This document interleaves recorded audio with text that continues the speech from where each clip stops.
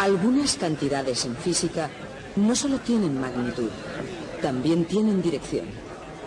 Dichas cantidades son representadas por vectores. Hay cosas que son estrictamente cuestión de puntos de vista. Por ejemplo, Copérnico decía que todos han mirado siempre el universo desde el punto de vista de la Tierra. ¿Qué ocurriría si mirásemos desde el punto de vista del Sol? Y ya saben ustedes cuál fue el resultado. Se desmoronaron los cielos. Por eso, el punto de vista de ustedes no deben tomarlo a la ligera.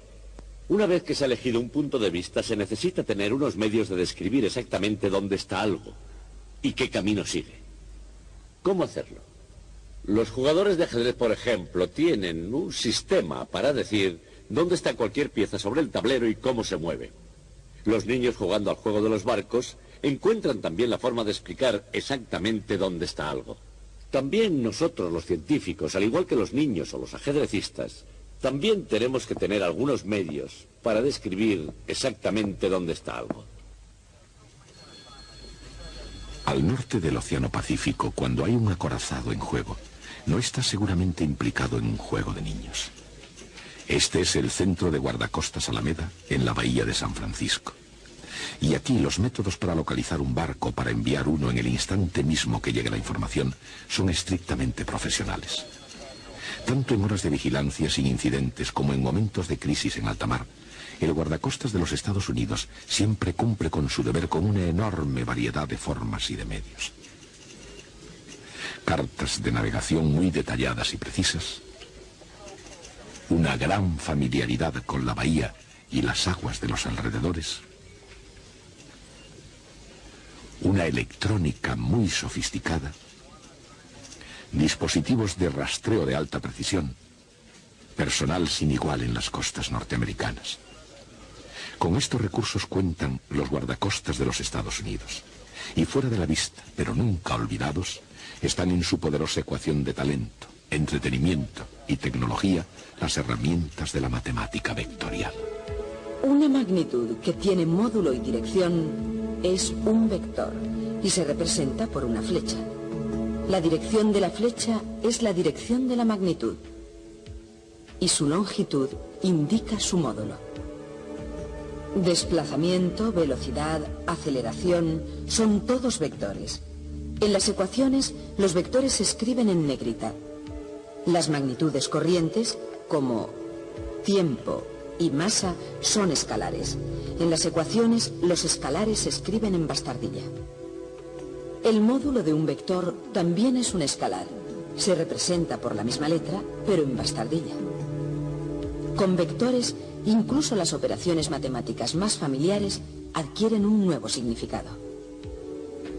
Por ejemplo, si dos vectores se suman juntos, la suma no es simplemente un número, es un nuevo vector. Los vectores también se pueden restar uno de otro y el resultado es otro nuevo vector. Por supuesto, si el guardacostas utiliza los métodos científicos, clásicos o no, sus herramientas están al minuto y listas para ser utilizadas. Un oficial recibe una señal de peligro y al margen de lo que el futuro le pueda deparar al atender la llamada, él está preparado, tiene que estar. En el desempeño normal de su labor, el guardacostas salva todo tipo de animales marinos y de hecho salva incluso a los que sería mejor estuviesen en tierra firme.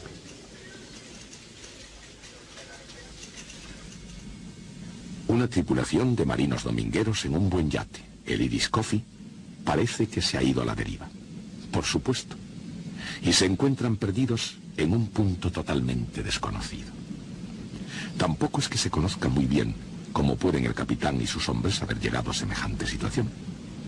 En cualquier caso, el guardacostas usa sus propios recursos. En el chasquido de un interruptor, se oye el eco de la tripulación del barco. Los hombres se ponen rápidamente en movimiento.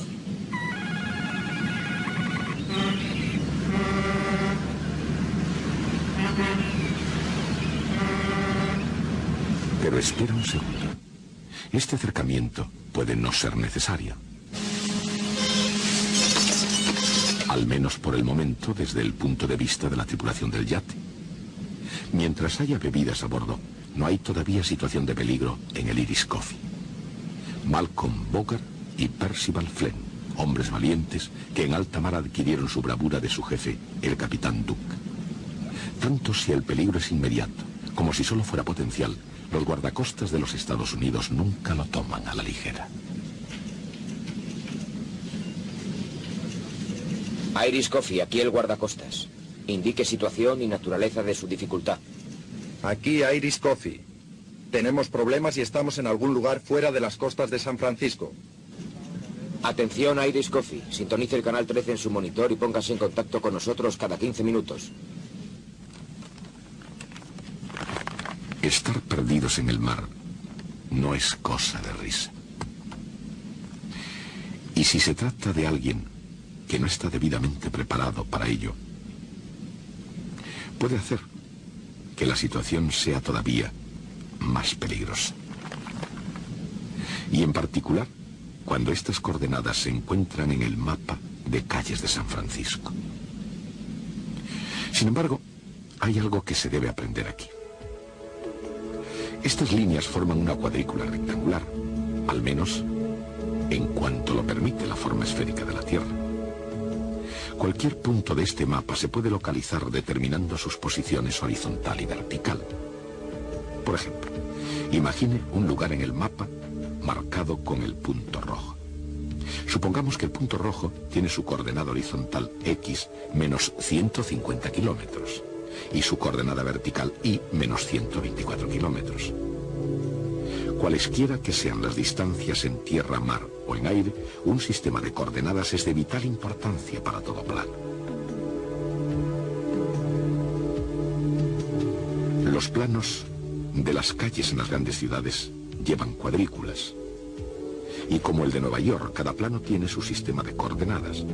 Pero incluso con lugares famosos, tales como el Central Park, o Boston Common, o la Casa Blanca, en la avenida de Pensilvania. Los planos pueden desorientar a quien no esté familiarizado con cuadrículas rectangulares. Por supuesto, para los oficiales de policía o para los taxistas, esa cuadrícula es simplemente un modo para ir de un sitio a otro. Pero para algunos, encontrar el camino por el mundo presenta un reto. Un reto como el que tuvieron estos hombres que realmente comprendieron el significado de la palabra coordenada. En la historia de las matemáticas, René Descartes y Pierre de Fermat escribieron el capítulo de introducción a los sistemas de coordenadas. En el siglo XVII, estos eruditos franceses tramaron ingeniosamente un esquema para conectar la geometría con el álgebra. Al mismo tiempo, pero al otro lado del Canal de la Mancha, John Wallis desarrollaba una teoría en términos semejantes. Aunque Carl Friedrich Gauss fue el primero en introducir la idea de número complejo, y más tarde inventó el nombre.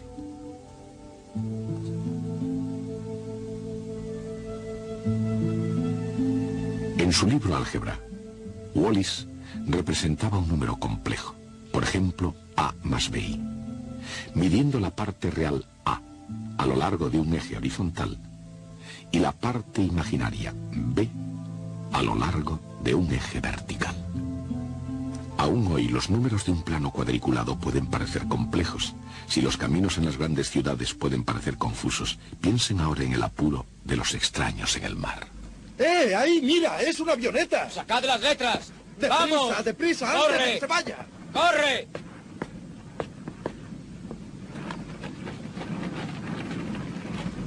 ¡Eh! ¡Eh! ¡Eh! Perderse sin un buen mapa le ocurre a cualquiera, pero que le encuentren a uno que no tiene mapa da un poco más de trabajo. Para aproximarse a una nave a la deriva, el guardacostas tiene a mano diversos métodos de hacerlo. Uno de ellos se llama triangulación. Se establecen dos ángulos diferentes de recepción de radio usando antenas direccionales y se trazan unas líneas rectas hasta su intersección. Si ahora el guardacostas fuera a triangular Y si el mar fuera tan previsible como son las matemáticas, el Iris Coffee debería estar más o menos aquí. Eso suponiendo que el Iris Coffee se estuviese quieto, lo que es mucho suponer. Los barcos suelen ir a la deriva, a merced de las corrientes marinas. No basta conocer su posición en un tiempo fijo. El guardacostas necesita saber también el rumbo y la velocidad con que el Iris Coffee va a la deriva. ¿Hacia dónde va? ¿A qué velocidad? Bien, obviamente el capitán tiene una nueva forma de enfocar el problema. No va a encontrar tales respuestas en las páginas de Moby Dick. Lanzar señales de humo no parece que conduzca a parte alguna. Otra señal de socorro probablemente no va a perjudicar más. Aquí Iris Coffee, fuera de la costa de San Francisco. Por favor, contesten. Estamos fuera Si de la Bogart costa de diera al San guardacostas una segunda posición, el cuadro podría parecer algo así. Francisco. Aquí Iris Coffee, por favor. Ambas posiciones se unen por una flecha, desde la posición 1 hasta la posición 2. La dirección de la flecha muestra cuál es la ruta por la que el barco va a la deriva. Su longitud muestra la distancia. Esta flecha se llama vector desplazamiento. Con más información, el guardacostas podría estimar el rumbo del barco a la deriva, uniendo los vectores desplazamiento, el origen de uno al extremo del otro, lo cual es justamente la suma de vectores. Ellos podrían estimar también la velocidad con que va a la deriva, dividiendo los vectores por el tiempo entre las señales recibidas.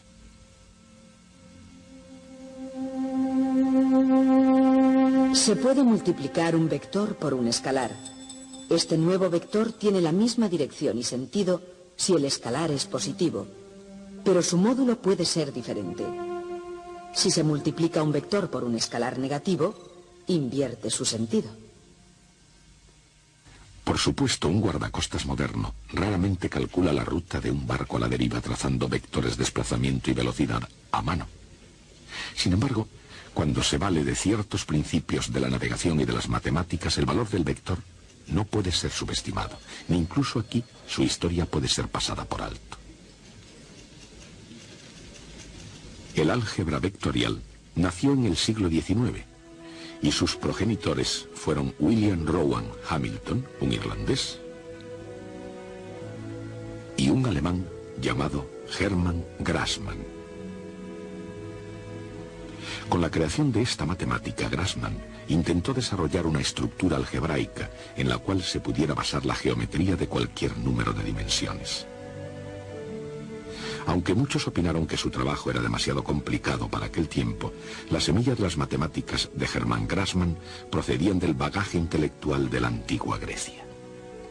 La ley del paralelogramo para la composición de fuerzas que Aristóteles consideraba en el caso especial de un rectángulo es un ejemplo de la suma de vectores.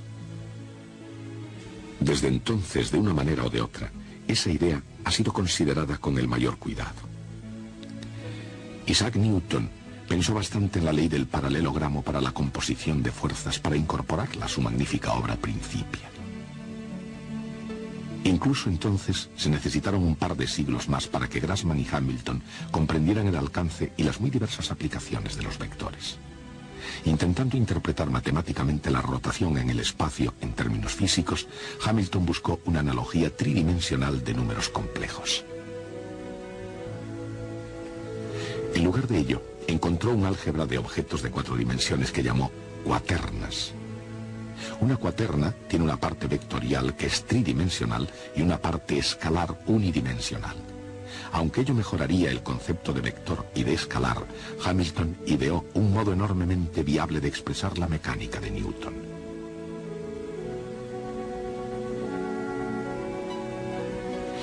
James Clerk Maxwell, un pionero en electricidad y magnetismo, vio el brillo teórico de las ideas de Hamilton. Pero aún así, en general, no fueron aceptadas para ser efectivas. Maxwell, un pionero en electricidad y magnetismo, vio el brillo teórico de las ideas de Hamilton. Pero aún así, en general, no fueron aceptadas para ser efectivas. El contenido y la forma tenían que ir a la par. Mientras que la teoría de Hamilton era muy sencilla, su forma era demasiado complicada para poder sobrevivir. Pero en esencia, sin embargo, la teoría sobrevivió. En el siglo XIX, el profesor de Yale, Josiah Willard, Gibbs tomó las ideas originales de Hamilton y Grassmann y las aplicó a la física teórica. No obstante, muy reacio en aceptar ideas ajenas, Gibbs esperó 2 décadas antes de permitir que E.B. Wilson reordenara sus notas en forma de libro. Finalmente, con su publicación en el año 1901, los vectores dieron la vuelta al mundo hasta que, igual que el sonido de la música, pudieron ser escuchados en casi todas partes donde había encuentro entre personas. Por supuesto, el álgebra vectorial, como la notación musical, requiere práctica. Incluso a bordo del Irish Coffee, un poco de ejercicio no empeoraría mucho la situación. Y en cualquier caso, al contrario que en la lírica de ciertas canciones, los vectores tienen muchas aplicaciones.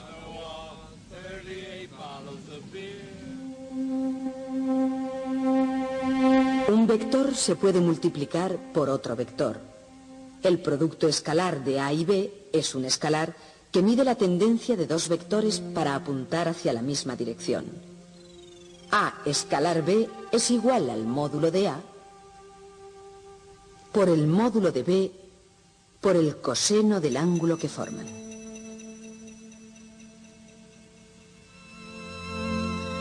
Si A y B son perpendiculares, su producto escalar es 0. El producto escalar de un vector por sí mismo es justamente el cuadrado de su módulo.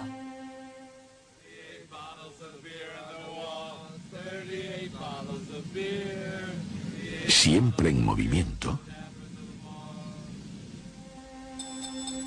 El producto vectorial de 2 vectores es un nuevo vector perpendicular al plano determinado por los vectores originales. Su módulo es el área del paralelogramo formado por los vectores originales.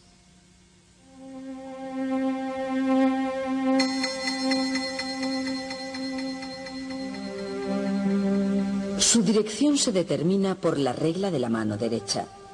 El producto vectorial mide la tendencia de 2 vectores a ser perpendiculares y es una de las herramientas más eficaces para describir la rotación o giro de los objetos.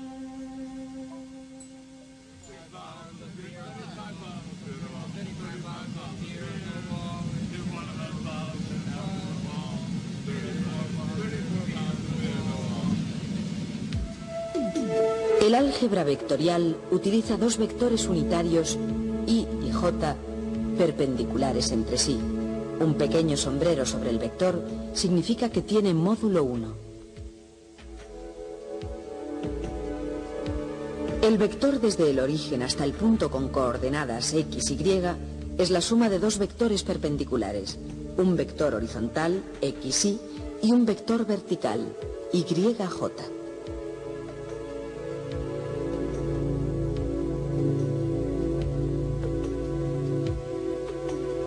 Con la ayuda de I y J, en el álgebra ordinaria se pueden sumar y multiplicar vectores.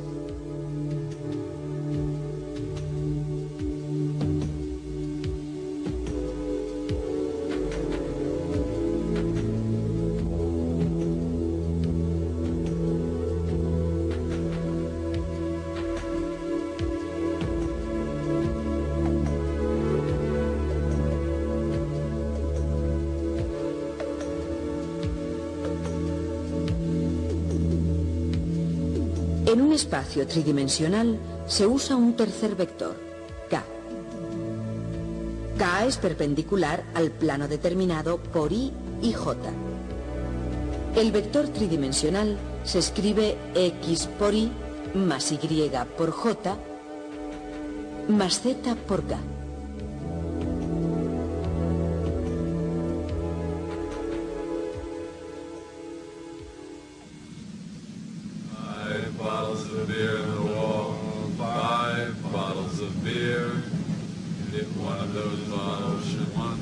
Lo que dice una canción es una cosa y lo que hace un barco en movimiento es otra muy diferente, especialmente si va a la deriva en el mar. Recordemos, antes de la primera señal de peligro, el viento era suave, el mar estaba en calma, el día era perfecto para una diversión buena e inocente. Pero las condiciones cambian y el Irish Coffee ya no está donde debería estar ni es lo que solía ser. De nuevo, el viento en el mar es una fuerza con la que tienen que contar el capitán y la tripulación, puesto que la velocidad del viento tiene magnitud y dirección. Es una cantidad vectorial. Y lo mismo sucede con la velocidad de las corrientes.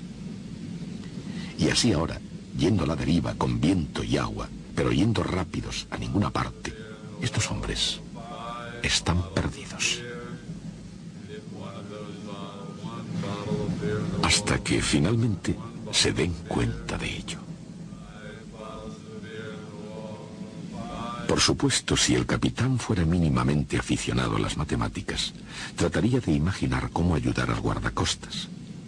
Él habría determinado la posición de su barco.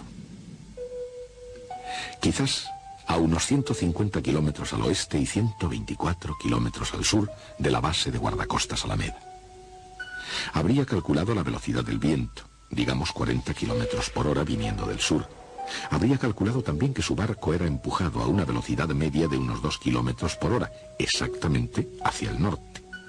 Sin embargo, cuando los hombres del Irish Coffee cayeron en la cuenta de que el capitán Duke podía ser muchas cosas, pero no matemático, no le censuraron. Si se tratara de vectores, coordenadas o cualquier otra cosa que se pueda usar para rescatarlos, el capitán no tiene lo que hace falta, a no ser que le eche una gran imaginación.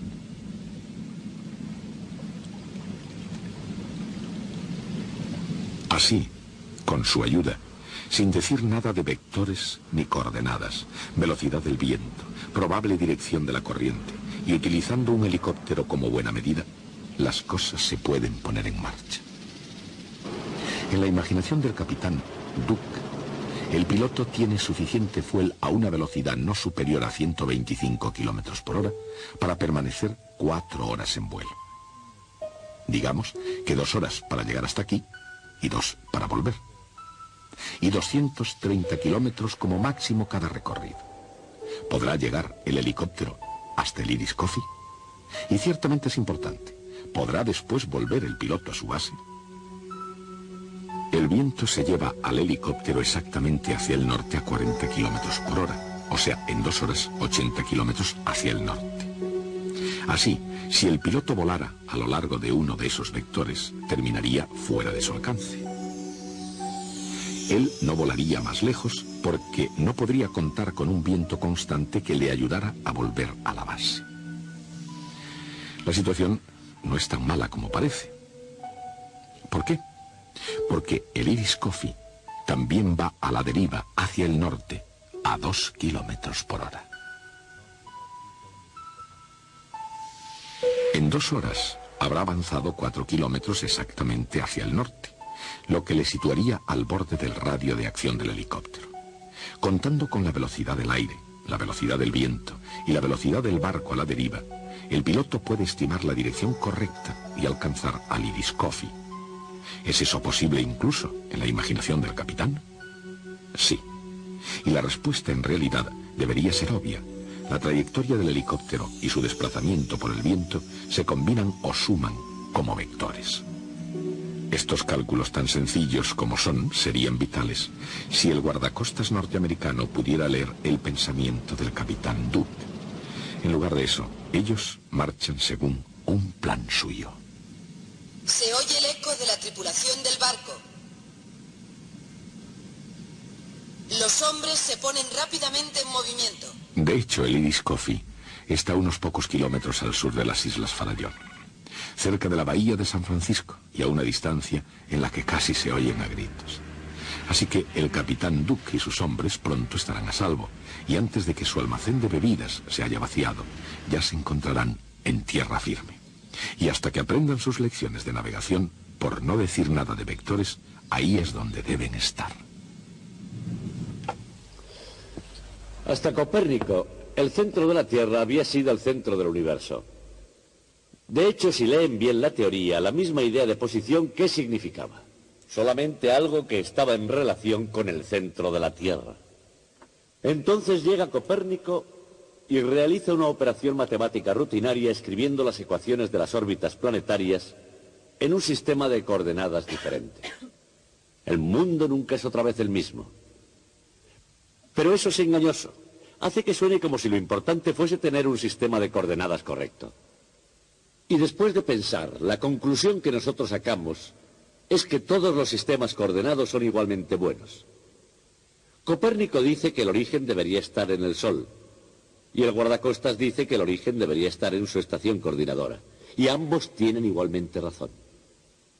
Podemos decirlo de un modo más profundo. La idea es que las leyes de la física son exactamente las mismas en todas partes. Las leyes de Newton actúan exactamente igual en la nebulosa de Cáncer como en Kansas City. Y porque nos lo creemos, necesitamos una forma de expresar esas leyes que funcionan igualmente bien en todos los sistemas coordenados. Y esa forma son los vectores. La misma idea de un vector es ya algo desconcertante porque tiene un tamaño y una dirección, pero no tiene un lugar. Y eso es lo que necesitamos para expresar leyes que son iguales en todos los lugares. De hecho, el próximo día estudiaremos una ecuación vectorial que yace en el corazón de la comprensión del mundo. Hasta entonces.